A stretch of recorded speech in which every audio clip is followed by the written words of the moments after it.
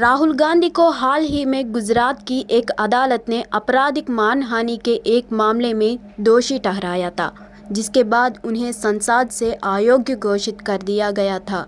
इसने देश भर के विपक्षी दलों के एक साथ आने के लिए प्रेरित किया और विपक्षी नेताओं ने इसे भारतीय लोकतंत्र के लिए एक काला दिन कहा।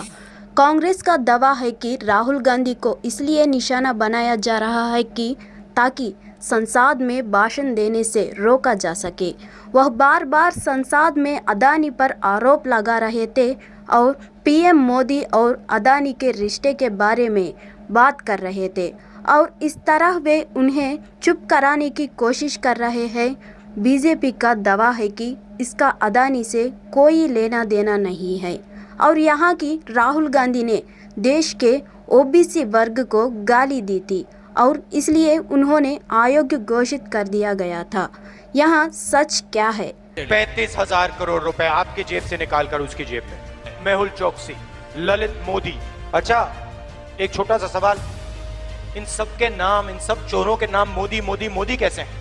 आइए इस वीडियो में इस मानहानि के मामले को बेहतर तरीके से समझते हैं। नरेंद्र मोदी जी का अदानी के साथ क्या रिश्ता है और 20,000 करोड़ रुपए किसके हैं? मैं पूछता जाऊंगा, मुझे कोई डर नहीं लगता इन लोगों से। दोस्तों, यह बात 2019 के लोकसभा चुनाव की है। राहुल गांधी कर्नाटक में चुनावी रैली कर रहे थे। वहां उन्होंने एक भाषण दिया जिसमें उन्होंने ललित मोदी, नीरव मोदी और पीएम नरेंद्र मोदी को चोर कहकर संबोधित किया।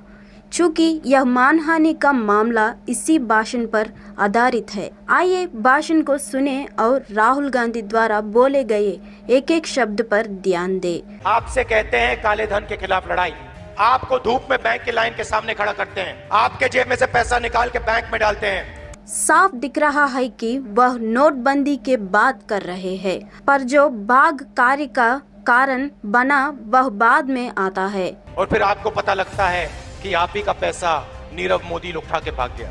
35,000 करोड़ रुपए आपकी जेब से निकालकर उसकी जेब में। मेहुल चोकसी, ललित मोदी। अच्छा, एक छोटा सा सवाल, इन सब के नाम, इन सब चोरों के नाम मोदी मोदी मोदी कैसे हैं? नीरव मोदी, ललित मोदी, नरेंद्र मोदी, और अभी थोड़ा ढूंढेंगे तो और बहुत सारे मोदी निकलेंगे। वह पूछता है कि इन सभी चोरों का नाम मोदी कैसे है। यह स्पष्ट है कि वह 3 मोदी को चोर कहता है। इस वजह से राहुल गांधी के खिलाफ मामला दर्ज किया गया था और आईपीसी के धारा 499 और 500 के तहत मामला दर्ज किया गया था। ये मानहानि से निपटते हैं। मानहानि शब्द का अर्थ बहुत ही सरल है।